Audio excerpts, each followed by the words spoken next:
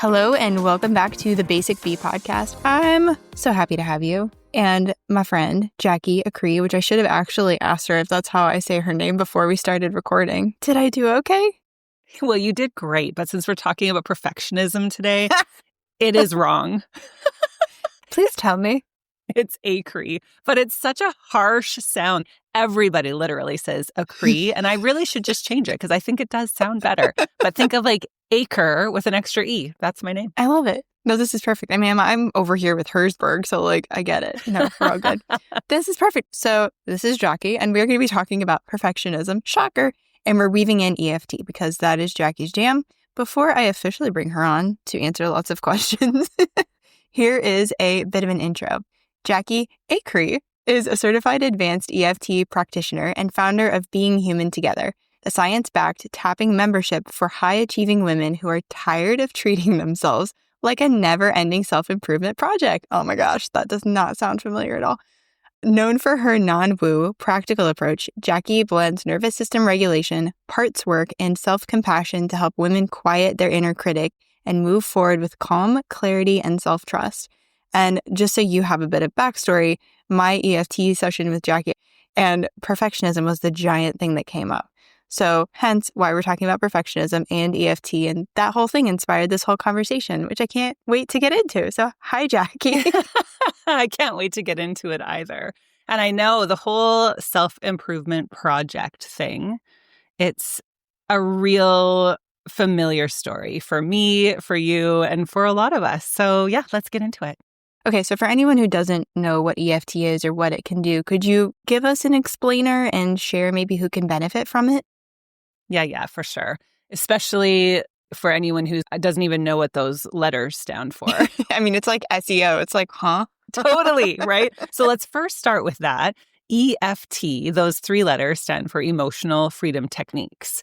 It is more commonly referred to as tapping, which just makes it a little bit more colloquial, like it just flows off the tongue. And it's because that's literally what we're doing. We are tapping on these different acupoints on the body with your own fingertips. And we're talking about thoughts and feelings. So we're doing a lot of processing while tapping on the body. And what happens is the stimulation of those acupoints, it sends a nearly instantaneous calming signal to your amygdala, which is the stress part of your brain. And as your amygdala calms down, you get to access the part of your brain where you have perspective and problem solving and emotional regulation. And we want to be in that part of our brain. We want to be creative and compassionate and curious. But when we're hijacked by the amygdala, which most of us are all the time, we're chronically stressed, right? She's laughing because she's like, I'm yeah, laughing. again, sounds familiar. So we're looking for tools like, how do I feel better as fast as possible so that I can think better and act better? And again, just the perfectionist in me is just laughing in this conversation because I'm saying the word better. And right away, that frames this idea again of self-improvement, of wanting to just grow. And it's something that I've always been obsessed with. I've never not wanted to grow and be better. But what I've had to learn to do is marry self-compassion and parts work, which you just mentioned in my bio. I've had to learn how to be kind with myself while also challenging myself. And the truth is you can do both. They are not mutually exclusive. But a tool that helps you to access both is really powerful because otherwise it feels like we're on this hamster wheel, like we're just spinning our wheels, trying. And we tend to be really, really hard on ourselves. But the truth is, if being hard on yourself worked, it would have worked by now. Wouldn't it have? Like, hello, I tried it for a few decades, did not work for me. So let's try a different way. So funny how that works. So we mentioned in your bio that, and this was one thing that captured my attention because I do have a history of doing EFT, but how do you do it differently? Or how do you approach it differently? I think that would be a really great question to ask my clients, actually, because I think sometimes, what is that saying? You can't see the label when you're inside the jar. Like, it's just how I do it, and it's been how I've always done it. So I actually wouldn't have been able to tell you how I do it differently without asking my people. So I can tell you what I hear from them, but it's in their words. This is why I say I'm non-woo. Often what I see tapping used for is almost a way to try to manipulate the universe. It's like, oh, I know. This is how I can get what I want. And this is how I'm going to manifest with ease. So yes, tapping can help you, quote unquote, manifest, if we want to use that word, but it works differently than you'd think. So there is no manipulating the universe, and you can't bypass being human. You can't override your emotions by trying to just skip a step almost. And so when I notice people using tapping in that way, they're going to feel better at first because one of the active ingredients, and this has been studied in many research studies, there is an active component when you're tapping on these acupoints. So there is a biological response. You are going to feel literally physiologically better. Multiple studies have shown a reduction in cortisol. One of the studies that comes to mind showed that your cortisol, which is one of your main stress hormones, it goes down while you tap by as much as 43%. Wow. That's a huge reduction in cortisol. We've seen that tapping regulates up to 72 genes. So you're going to get the upregulation of some genes, like let's say immunity, and you're going to get the downregulation of genes that, let's say, have to do with inflammation, for example. So you do get this physiological response. However, the whole part of like processing thoughts and feelings, that's where I see people sometimes hit an invisible wall with tapping, because just like any other modality, if you're trying to create something without working with yourself, like you're almost trying to work against yourself. Like I said, it's like you're skipping a step in a way. So my approach is using self-compassion, which again is rooted in science and research. And studies show that an active self-compassion practice, which is not a soft skill. No. I think self-compassion has such a bad rap. It's like, well, how am I ever going to do anything if I'm nice to myself? It's like we think we have to be this really harsh taskmaster. And perfectionists in particular are notoriously hard on themselves. Self-criticism for perfectionists, and I'll put up my hand first for sure with relating to that. We're so, I've got all the hands, multiple hands in the air. So the truth is that self-compassion, actually, what we've seen in studies is that you're more likely to achieve your goals when you have high levels of self-compassion than with that higher level of self-criticism. Oh, interesting. But we don't believe it. We think that, no, the way to get there is by being hard on ourselves. So I use self-compassion. I use parts of self-work, which is a fancy way of saying there are all these different parts of you that sometimes feel like they're in competition or will try to take over the steering wheel. Imagine it almost like if you're riding in a bus and there's a 5-year-old driving the bus, and there's this like regulated self who's like, how can you let this 5-year-old drive the bus? Like, you need the adult to drive. But for a lot of us, that's how it feels, right? Like when we're making business decisions or we're wanting to move forward with taking action towards a goal, you can't let the 5-year-old who's scared take over. Because no wonder you're never getting anywhere, right? The 5-year-old is like, I'll just stop at the candy store and I'm just going to go load up on stuff that feels good rather than do the thing I need to do. We're good. Or like a teenager who's really like angsty and doesn't know who she is or whatever. So parts of self, just if you can learn how to work with those parts, again, by validating them, understanding them, giving them a lot of relief, a lot of those parts are exhausted. They have been working for you for so long, and they would love to know that you're actually in charge. Yeah. And once you let them know, they're like, I don't have to do this anymore. Seriously? Perfect. Thank you so much.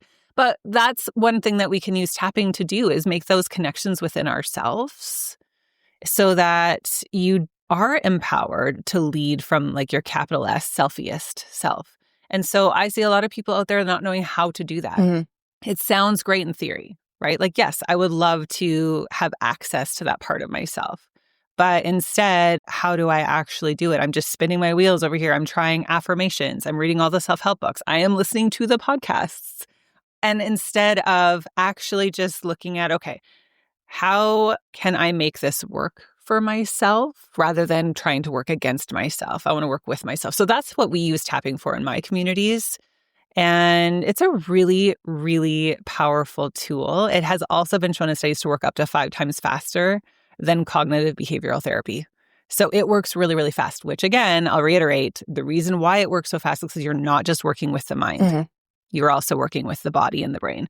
So you could think of tapping like meditation meets mindset meets acupuncture, but without any needles.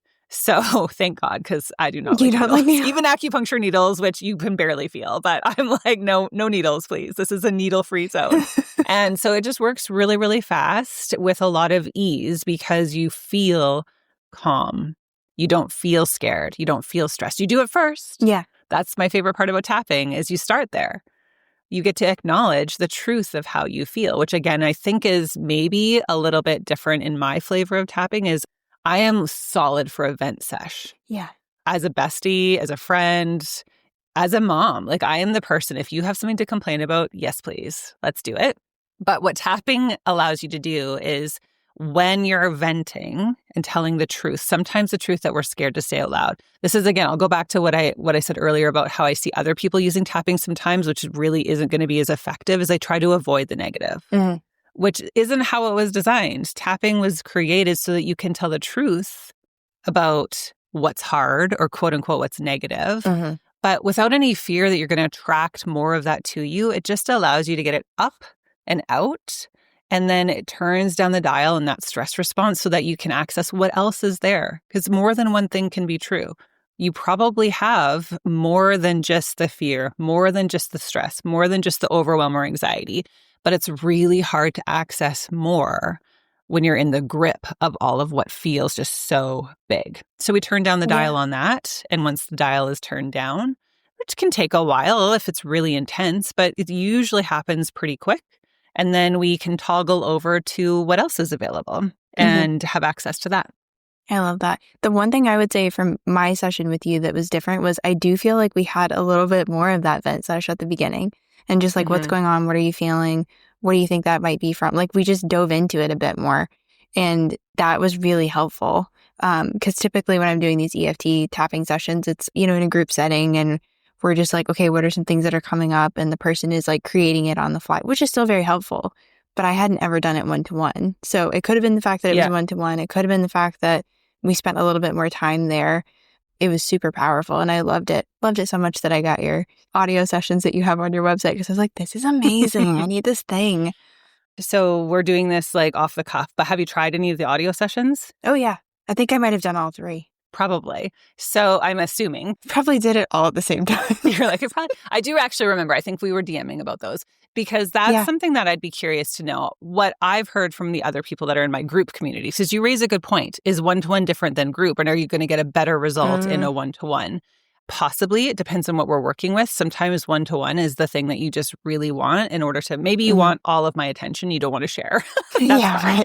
Or maybe there's something that's just really specific, individual, and you just want to dive right in and just get there. That's different. That exists. That's fine. But you can get a lot of movement and a really powerful shift even in a group session or even in recorded audios. Yeah. So I'm curious, what you were saying is, I wonder if it's because we had a one-to-one versus a group. What did you notice with the audios? Were they similar? Yeah, they're super effective. And it also could be like once I have a connection with someone, I feel like I always have that connection with them. So even just hearing your voice, I'm like, oh, yeah. What Jacqui is in my back pocket. Yeah, it was definitely effective both ways. Yeah. It could be. What I've heard from people, and again, I literally had someone tell me this in December. So I was in a giant bundle. You can get a bunch of free stuff in a bundle, which is awesome. And there were more than one EFT people in there. So I was one of them. I don't know who the other person is. I have no opinion on their work. I have no more information other than what I was told by this woman who, she grabbed mine because I said I'm non-woo. Like in the intro, how you have a little like descriptor of like who you are and what your offer is. So I always say like, I'm non-woo. Again, it doesn't mean that I'm not friendly towards woo. I think that the mystery of life is really beautiful. I'm really skeptical of people who use woo to sell. I get a little bit like edgy about like, let's just be careful about not manipulating people. And so that's where I get a little bit about things. And I really like the science behind tapping, frankly. I'm like, listen, if I know it lowers cortisol, I'm going to say so. So she loved the non-woo thing. She's like, okay, that speaks to me. So she grabbed my free session. It's an EFT tapping session to help you root into and grow self-trust. So she grabbed it. She tried it. She said she was crying during it, and she's not a crier. I am not a crier either. I always joke that I'm a dry husk of a human. So again, she related to me on that. But it just brought up a lot for her. Again, that's not going to happen for everyone, but it released something that needed to come, like I said, up and out. So great. So she had this beautiful experience. It was only within about, I think that session is maybe 12 minutes long-ish. So then she went back to the bundle and I think this is the story, that she grabbed the other person's because she's like, oh, I really like this thing. This really worked for me. I'm curious to try some more. So she grabbed this other free offer and she said she could only do like 2 minutes of it and she had to turn it off. She was like, it was making her feel so much worse. Oh, wow. I don't know why. Like I said, I can't speak to someone else's work. And it doesn't mean that that person's work wouldn't work for someone else. I do think you have to find your people and who you connect with and feels like a good fit. But that's the thing I hear all the time. What I do and how I do it is just a little different. And I don't think that it matters if you're in a group or in a one-on-one because I'm the same in either space. You're right. We get the chance to vent. We get the chance to tell the truth. We feel safe. We feel seen with another person, whether it's a group or one-on-one, and also with ourselves. Like when you learn to feel safe within yourself, that you can actually hold the space for that part of you who is like, I'm freaking out. I don't want to do that. I'm really mad. I feel super disappointed. Like whatever it is, when you can hold that space, then it doesn't need to be so loud anymore. It's like, oh, good. I said my piece. I'm good. Like the end. Yeah. So the first time I met you, it was in a group setting, and then we had the one-to-one. Right. Yes. Now I do remember that. You're right. Yeah. And I know that for me, perfectionism was definitely a big thing that came up. I think the initial thing I told you, at least in the one-to-one, was that I was feeling like crunched on time. Yeah. And then we dug in a little bit more, and it turned out to be like at the core of it was perfectionism. But I'm curious, what other like quote unquote issues do people come to you wanting to address, whether it's group or one-to-one? Perfectionism is a big one, although I literally just had a group session with my membership yesterday, and this conversation came up probably because I knew I was going to be recording with you. So we started talking about perfectionism, and I asked them, I said, how many people here relate to perfectionism? And almost everybody was like, oh yeah, like so big. A couple people were like, not so much. But then again, we dug into it a little bit more and they're like, oh, interesting. Because perfectionism doesn't have to be this thing that it doesn't need to infect, or let's call it affect, all of our lives, all aspects of our lives. It can sometimes show up in one particular area. And there are also different kinds of perfectionists. So we can chat about that briefly if you want. But perfectionism is huge. And also procrastination, which often perfectionism and procrastination go together. Gee, I wonder why. Well, yeah, totally. So a lot of times people are finding themselves like, I know what to do, but I'm not doing it. That theme comes up a lot. I tend to work with people who would identify themselves as either a high achiever, like they themselves will say, yeah, I am a high achiever, or I want to be a high achiever. Sometimes there's that like desire, but they wouldn't necessarily call themselves that. And the reason they would relate to the term is because other people have said that about them, but they're never feeling like they're doing enough. Does that make sense? So like sometimes people are like, yeah, I'm a high achiever, and they would identify as that. But other times everyone else would say, oh, absolutely, you're a high achiever. And they themselves are like, oh no, I'm never doing enough. So I'm not. Because they're still missing the mark. Yeah. Those two types of people, it depends on how they identify themselves. But I would say that generally speaking, I work with high achieving people. They just may not identify with that term. Okay. So we're talking about perfectionism. How do you define it? Well, I define it according to what I read in Catherine Morgan Schaeffler's book. The title of her book is The Perfectionist's Guide to Losing Control, to which I say, like, no, thank you. Like, who wants to lose control? I don't. You're like, no. No. Rejection. Well, although, I mean, again, like I am 47, I've lived enough life and been my way for long enough to realize that sometimes my way maybe isn't the best path forward. So what if there is maybe a better way to do this, or a different way? I just used the word better again. And it's funny because I was reviewing the book a little bit yesterday in preparation for our chat today. And one of the very short sections that I came across. That this is just a little tidbit for the listener, and this might be the one thing that they take away from our conversation. It's a reframe that even this can be so empowering. So perfectionists and in general, people probably, but perfectionists in particular, we tend to look at things in terms of like better and worse. There are all these dichotomies that we are looking at, like all or nothing, better or worse, right or wrong, good or bad. So let's look at the better or worse thing. I find myself doing that all the time. I want better. I do not want worse. And I'm always trying to get towards better, better, better, better, better. And you can reframe that with different. Just different, like the word different. And again, what I would suggest is if you use tapping to play with cognitive reframes, which cognitive reframes, now I have a counseling degree. Cognitive reframes are a tool that therapists use all the time with their clients. And you can use them just as an ordinary human. It doesn't matter. You don't have to go to therapy. It's just a cognitive reframe. It's just reframing your thoughts. However, you'll notice often a part of you when you try to play with a reframe that will argue with the reframe. Oh. It's like, well, that's not really true. You know, like you might get it in your brain and be like, well, yes, I understand that that could be a helpful way of looking at something or a new perspective.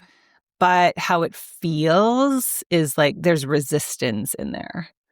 So Mary tapping when you're playing with cognitive reframes, and they're so much easier to start to root into.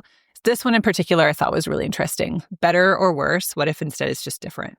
Yeah. That was really helpful for me. That's very interesting. Okay, so let's define perfectionism according to Catherine Morgan Schaeffler. I do recommend the book to everyone. And again, you'll, I think, link into the show notes. Oh, for but sure. for anyone who's just like, I just want to Google it right away, it's A Perfectionist Guide to Losing Control. So she talks about perfectionism as seeing the gap between reality and an ideal and actively feeling like compelled to close that gap. Oh. Right? I know. I feel very seen right now. Yes, me too, because that's what I've always cared about is like an ideal that I can see so clearly. Oh, yeah. And then there's reality. And I feel compelled to close the gap. That's nuts. And the thing is like that ideal is a moving target. Right, because we always want better. So we get better, and then the goalposts are going to move again. It moves every time. So she also talks about 5 different kinds of perfectionists. And I really loved this broadening of like who gets to be included in this group of people. It's like, because I actually, honestly, before I read the book, I wasn't sure if I identified as a perfectionist. Again, this is kind of like the high achieving conversation you and I were having. Other people would call me a perfectionist, but I wouldn't necessarily say that about myself. I would just say, oh, I have high standards. I'm like, well, I mean, really, I'm not a perfectionist. It doesn't have to be perfect. I just have high standards.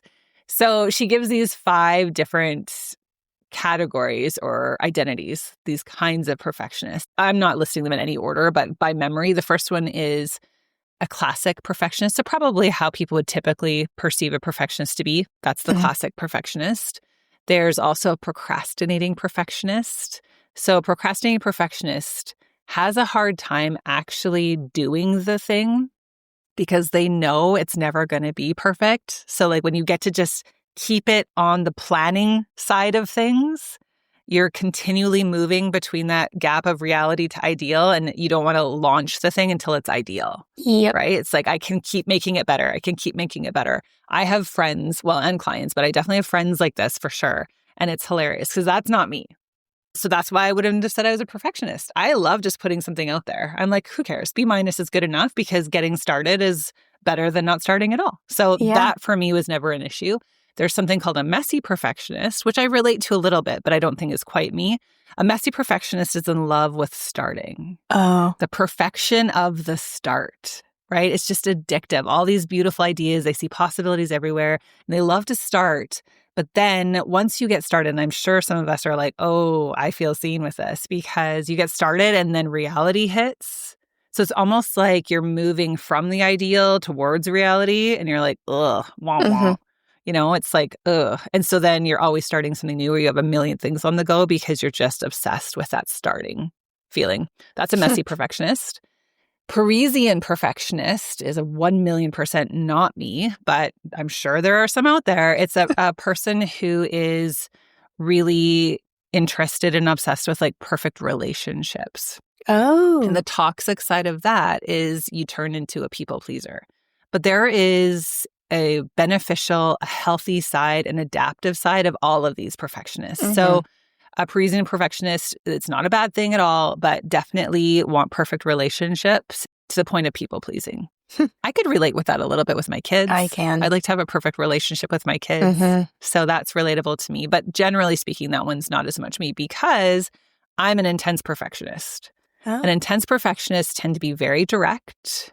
They're going to like go after the goal and with like almost like blinders on with a lot of intensity, hence the phrase, and often aren't as concerned with what people think about them or if they're liked. They're just really interested in executing the plan or towards the goal or whatever. I relate to that so hard. Here's one of the things that lights me up the most. Efficiency in running errands.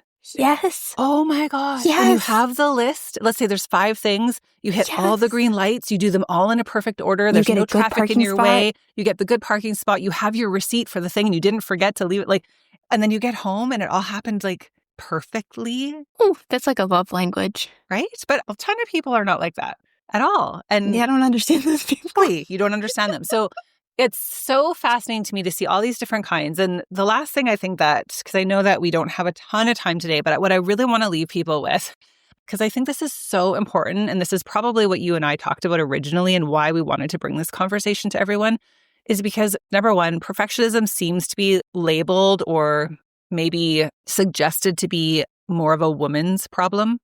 And we're told we have to be a recovering perfectionist. Like perfectionism is a problem. And so it's something you have to now recover from. And maybe someone else has. I've never heard a man call himself a recovering perfectionist ever. That is not a thing. No. And in fact, it's admired. Like she mentions in the book that Gordon Ramsay's perfection ideal, right? The way Gordon Ramsay is like kind of admired because of how high his standards are and what he can draw out of other people. Whereas if you put a woman in his shoes and his role, how would she be looked at? Very differently. Very differently. So I think that's really interesting to notice, like how, again, women are being controlled by being told that they're perfectionists and it's something that's wrong with them and that they need to change and fix about themselves. What if instead perfectionism is looked at with a wider lens? It's just part of your identity and who you are. Not everyone is a perfectionist, first of all. So that's something to acknowledge. Like some people are quite happy to coast. And that is not, again, that's not something wrong with those people. I can't relate to it. Like it doesn't make sense to me. But we need all kinds of people. But if you are a perfectionist, what if you could have adaptive perfectionism instead of maladaptive perfectionism? So both exist. Maladaptive is going to limit you and hurt you. Adaptive perfectionism is using your perfectionism, it's managing it in a way that will both heal you and help you. And it is a powerful, powerful part of you. I love my perfectionism when it's serving me well, but it can be really hurtful as well, both to me as well as to other people. But because I always love the research, here's the thing. Adaptive perfectionism, when it's studied against maladaptive perfectionism as well as non-perfectionists. So in a study, when you're looking at all 3 groups, people with adaptive perfectionism, when you figure out how to do this, and again, for me, tapping was the fastest route to this because of how it works with the mind and the body. So adaptive perfectionism, it shows that you have higher levels of meaning, which we have to have meaning in our lives, higher levels of happiness, higher levels of general life fulfillment. So that goes up. Much lower levels of anxiety and depression, which is really interesting. So the stakes are pretty high. And also, I mentioned how perfectionists are super self-critical, which I know that is a thing, again, humans are self-critical, but perfectionists are really, really, we excel at this. Like we are the experts in the field. We get a gold star. Yes, because again, like as an intense perfectionist, I'm punitive against myself or anyone else if they're not meeting my high standards, right? So we are punitive. And that self-critical piece, because we can see the ideal. And so how dare we not meet it? But adaptive perfectionists, you do not have to get rid of your perfectionism, but you have to learn how to, again, express it in an adaptive way. We are less self-critical and more collaborative. So that's actually a really powerful part of you. And you don't have to get rid of it. We do not have to pathologize it. We just have to learn how to harness it for good. And it's totally possible.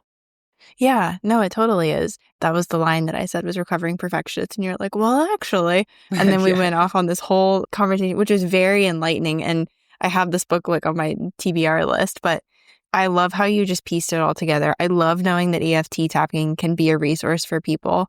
And I've really loved this conversation. And of course, I want to make sure that people have a resource that they can go to for tapping. So what goodies can you share with us? Well, I would definitely say everybody has to give it a try for themselves. Like I've already said, maybe I'm not the right fit for everybody. Just because you liked doing it with me and you're like, oh, this is different. Maybe not, right? So you have to experience it for yourself. So I have a free session. It's a 10-minute little session. So you get a nice little dip your toe in and you get a video and an audio. So you can choose your own adventure. It's called Start Your Day Calm, Clear, and Grounded. Now, I created it for mornings because I'm a weird morning person. I like to get up early, and that's how I like to start my day. But I have heard over the years from lots of people who have now used this session, it doesn't matter when you do it. So if you are somebody who's like, well, I'm not a morning person, so never mind, just grab it and try it whenever. Tapping works wonders if you're feeling stressed, overwhelmed, anxious. And again, you do not have to be high on that scale of stress. You could be like on a 2 out of 10, but there's just probably a little stress in there. This is going to help regulate that and then help you feel more calm, more clear, more grounded, have perspective, emotional regulation, all the good things. So grab that session. That one is at jacquiacree.com/experience. So again, it'll be linked in the show notes. But anybody who's listening in real time gets a little advantage because you and I talked before you were releasing this episode. So I was like, when is this coming out? So if you're somebody who's listening after this, Sorry. It's like, wah, wah. I can't do anything for you because, of course, I cannot change time. We can't rewind. But if you're listening to this in real time, there is a free group tapping session. So come try it in a group. It's free. It's a 90-minute session. And we're doing this in the first week of June. There will be 3 days and times to choose from so that hopefully I can hit all the different time zones and schedules that people have. And we're going to be working with the concept of June being the new January. And what I mean by that is in January, we get all that messaging like it's a new year. We get that startup feeling and we have some hopes or expectations for how our year is going to pan out. And then usually, again, we kind of like hit reality and then we have a lot of feelings about that. So that's different. That's a different time of year. But just watch for it in this next little while and notice what the messaging is out there. Watch for the marketing. Everything in June starts to become the messaging of, we're halfway through the year. Yeah. Are you halfway towards your goals? I mean, hardly anyone is because reality, again, I'm talking to perfectionists here, right? We have reality, we have an ideal. And so it's what that marketing is really doing is it's agitating that gap that you are already aware of, but it's not actually supporting you in closing the gap. It's just making you feel really bad about it. So we're going to tune out all of that marketing noise and we're going to use tapping to just really center ourselves, to get acquainted with what we know we care about, what's important to us, and give ourselves a nervous system reset for the summer so you can frankly enjoy your summer without feeling like you're sacrificing your 2025 goals. Yeah. So that's what we're doing the first week of June. I would love to see some of your people there for sure. Yeah, no, that'd be great. I'm even like, what am I doing in June? I can make sure I'm there. That's really cool that you're offering different times too. Well, you know what? Honestly, I'm a Canadian. I live in British Columbia, Pacific time zone. So what I hear all the time is people are like, I'd love to come, but I can't because, if you're in Australia, it's like the middle of the night for you sometimes. Or if you're in Europe, or even if you're in an Eastern time zone. So I give 3 that I know I can show up for, but they are staggered at different times so that there's always going to be one that'll work for somebody. As long as you're not like sitting in the dentist chair, you're good. Which you probably need tapping for as well. I was going to say, then you kind of probably do need it. Like me. Totally. Yeah. Well, this has been really helpful. And like I said, even back when we talked in the fall, it was really, really helpful and illuminating for me to hear everything you had to share about this topic. So we'll make sure everything is linked below, the session in June, the recordings, the free one, the book, all the things, all of Jacqui's links. You can stalk her everywhere. It'll be great. I mean, like nice stalkers are welcome. Nice stalker. I only know nice ones, but yeah, no, thank you so much for this. I love getting to talk with you. So I've been looking forward to this for months. Me too. Me too. Thanks for having me on. Of course. I will catch you later.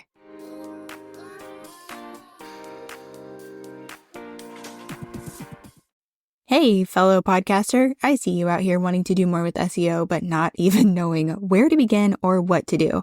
Oh, and yeah, there are loads of episodes you should be blogging about, but like, how? I saw so many conversations just like this happening around me. And one day I just thought, I'm a podcaster. I'm an SEO show notes writer. I should make a resource. So I did. And now you can grab the SEO podcast show note and blog post templates. You get everything you need to go from podcast idea to SEO optimized podcast show note to SEOified blog post, which means you've got 2 long-form content pieces out here marketing for you 24/7. I even included video training so you know exactly what goes where and how to incorporate SEO for your podcast ASAP. Click the link in the show notes and grab your templates today.